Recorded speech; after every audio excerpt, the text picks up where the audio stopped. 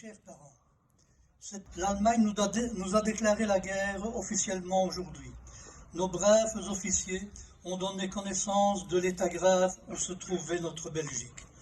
Nous avons tous répondu avec un enthousiasme indescriptible et avons juré tous, jusqu'au dernier, de verser notre sang pour défendre notre sol natal.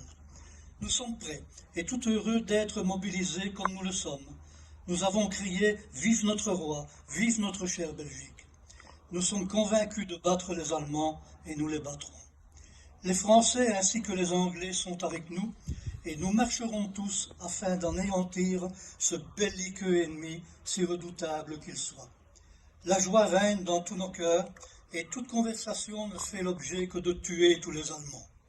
Je ne puis vous dire où je suis en ce moment, cela nous est strictement défendu, car si cette lettre se perdait et tombait dans une main quelconque, cela suffirait pour nous faire divulguer. Soyez donc heureux que je suis un des membres pouvant défendre avec la dernière énergie le pays qui m'a vu naître. Partout où nous passons, nous sommes l'objet des soins les plus maternels. Depuis que nous sommes mobilisés, nous avons déjà bien voyagé.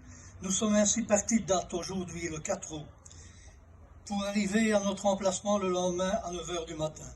Nous ne pensons nullement que dans quelques jours, quelques heures peut-être, nous serons en contact avec l'ennemi.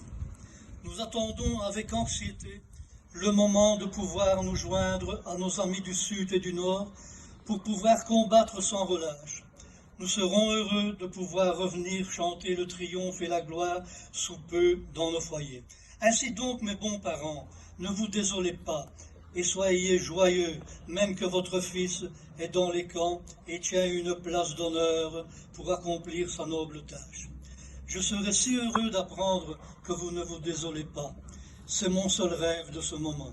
Il est inutile de vous attrister, car nous reviendrons, je vous le dis, victorieux.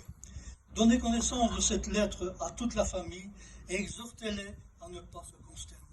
Priez Dieu pour que nous soyons vainqueurs. Tous les habitants de Sarre-la-Bruyère sont convaincus en ce moment du sort de notre pays. Il y a sans doute beaucoup de rappelés à venir participer à la grande épreuve de ce moment. Ces quelques lignes sont écrites avant de me coucher et juste après que nous avons eu connaissance des faits. Donc, bien chers parents, encore une fois, ne vous attristez point. Je vous le demande, embrassez toute la famille et les amis et dites-leur que si je meurs, je mourrai en brave, avec le bon et noble souvenir de vous savoir tous dévoués pour moi. Donnez beaucoup de soins aux soldats à qui vous pourrez faire plaisir. Je vous embrasse tous de toutes mes forces et ne songez pas à ne plus me revoir. Je reviendrai encore vous embrasser et vous chanter victoire. Mille amitiés de votre fils qui vous aime pour la vie. Adieu mes chers parents. Signé Félicien. PS. Je vous rappelle d'écrire à toute la famille gros baisers.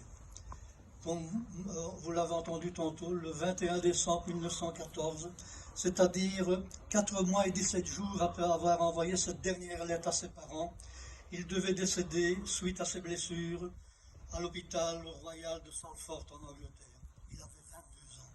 Comme des milliers d'autres jeunes soldats qui ont donné leur vie pour notre liberté.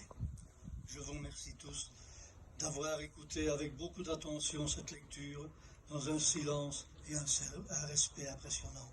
Merci encore. Vive la Belgique, vive le roi.